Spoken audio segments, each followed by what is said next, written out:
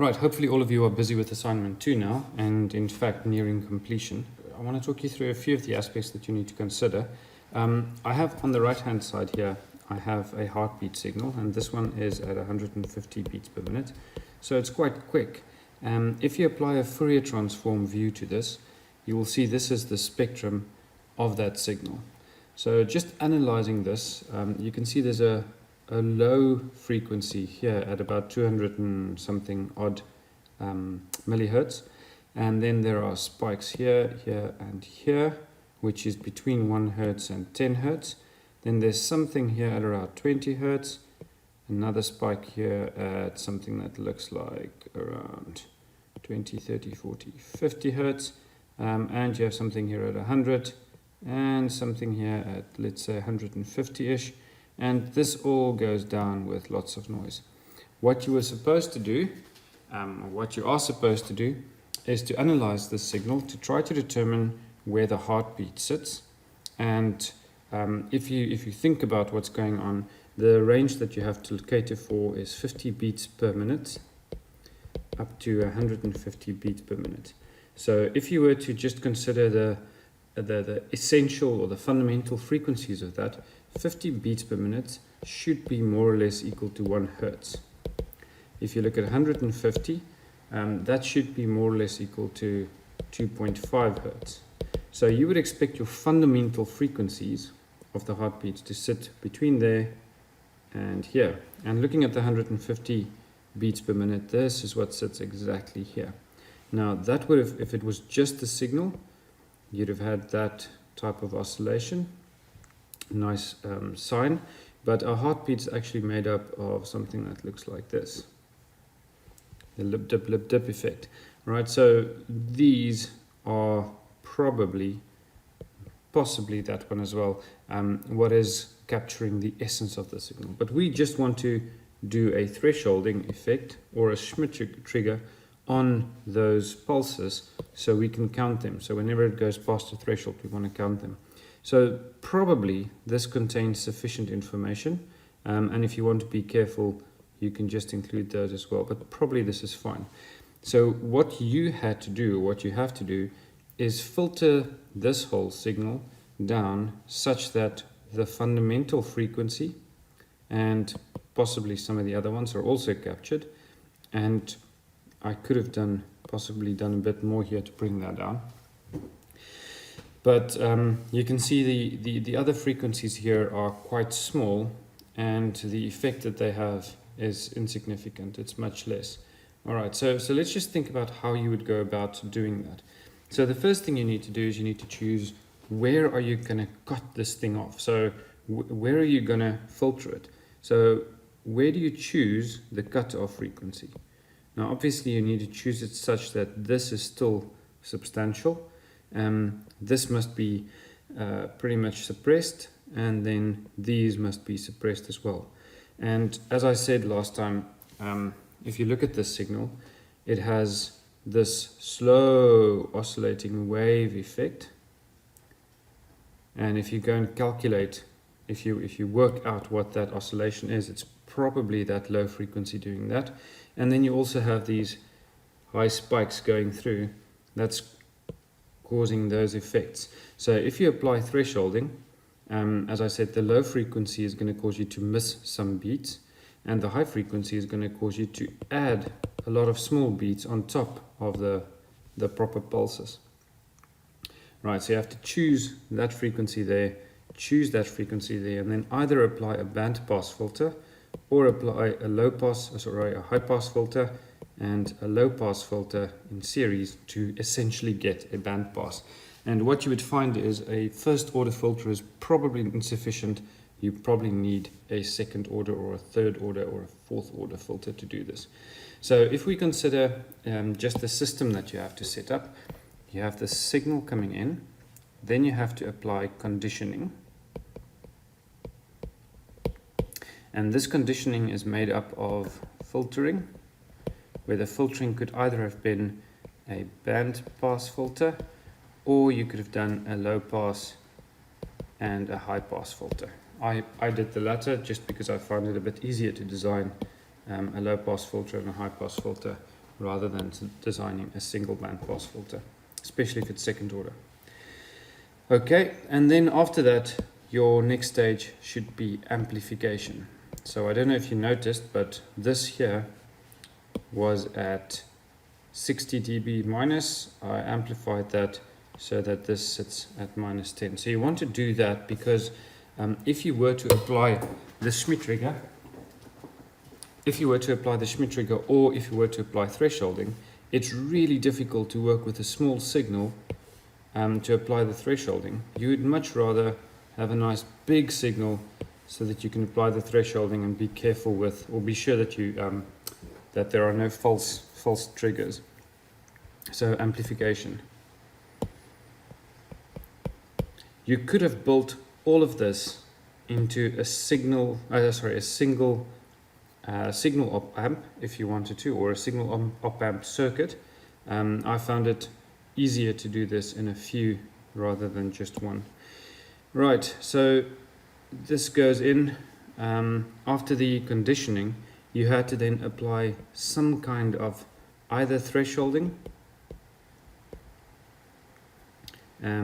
which is just a simple comparator, or you could have also used a Schmitt trigger,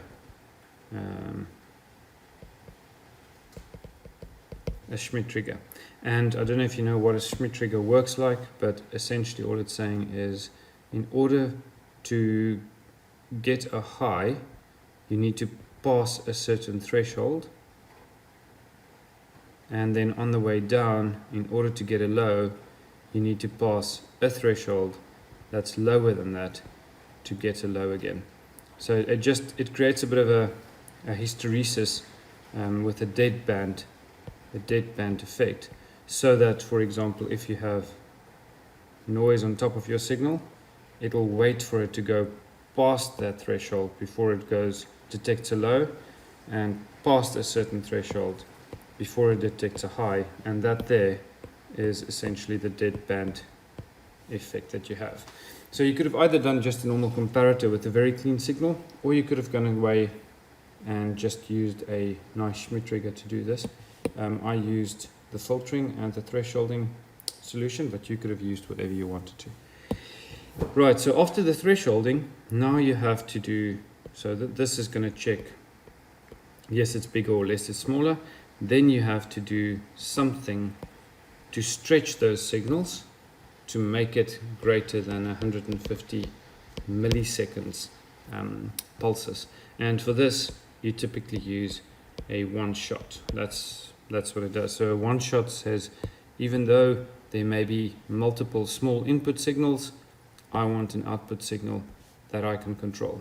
And for this, I used a D flip-flop. But you can use whatever you want.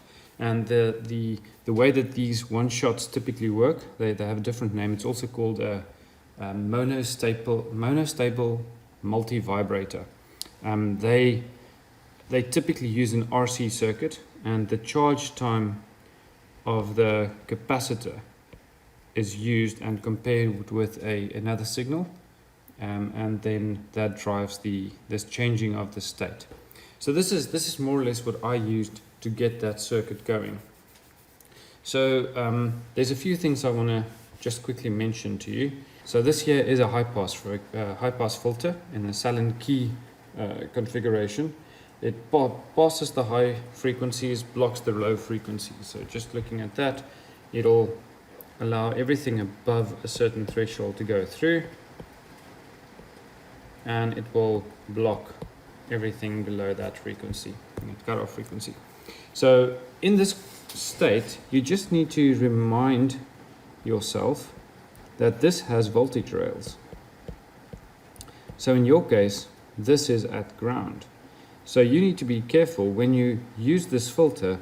Don't connect this to ground, because it's not going to work, because the textbooks and everything else assumes that you have a positive voltage here. So the textbooks assume you have a 5 volt there and a minus 5 volt here, which you obviously in this, and then this is ground, sorry, and all signals are relative to ground.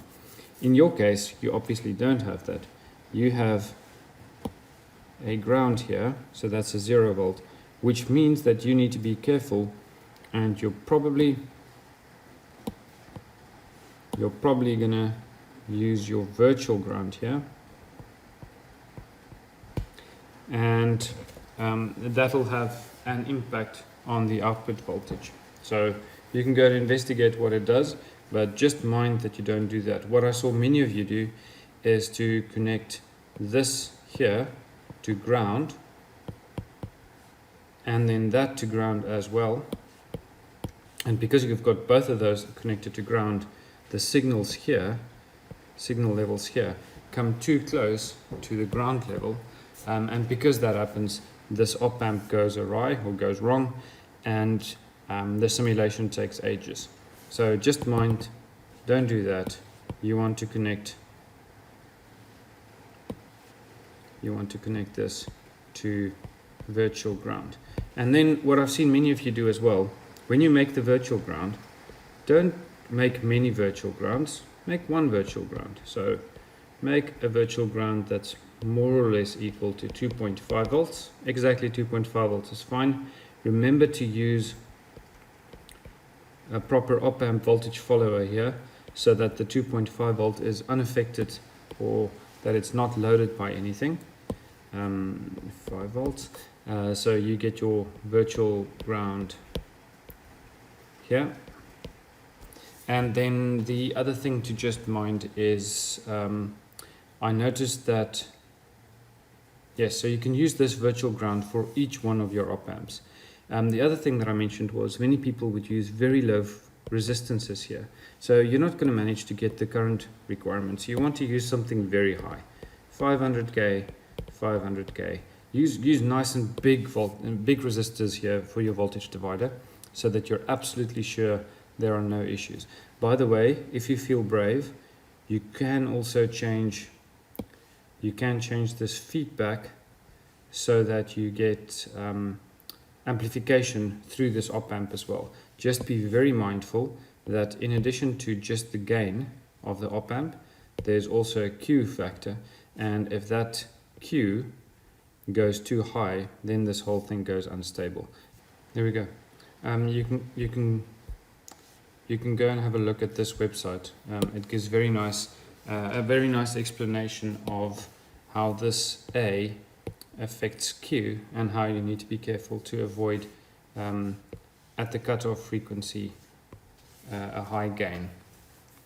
So yes, this is as I said, the high pass filter. You also then needed to do a low pass filter or a band pass filter, and then apply gain. And you could have done it in very few, but it's a bit more difficult.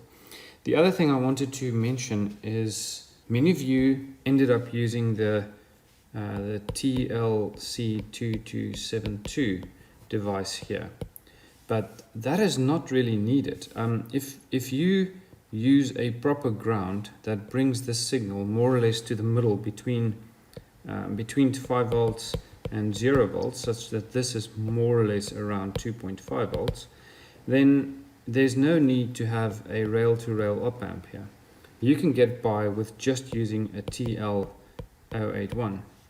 By choosing the voltage levels such that this is nicely in the middle, and that this never gets close to that level there. So I think what has happened is many of you used a ground here. Because you use the ground, the signals here come too close to one another. Then you try to use a TLC 2272, which is just not the right thing to do. Use a TL081, which is cheaper, it simulates faster, everything is better, but just choose your voltage levels carefully. The submission date for everything is the 25th of September. So you want to be sure that you catch that date and get it working. Before you submit the circuit, please check the marking app. So we've given you a marking app that works in Python. You can install it using our instructions. You can use pip or you can use conda. I prefer pip, Michael prefers conda, doesn't matter. But just check that you can mark your circuit, or that your circuit runs in the marking simulator. Otherwise we won't be able to mark your circuit, and you won't be able to pass it. So you will write a test. The test date is also the 25th. I'll open it for a day or two, and then you have to submit your circuit by the 25th of September as well, and you have to submit your report by the 25th of September.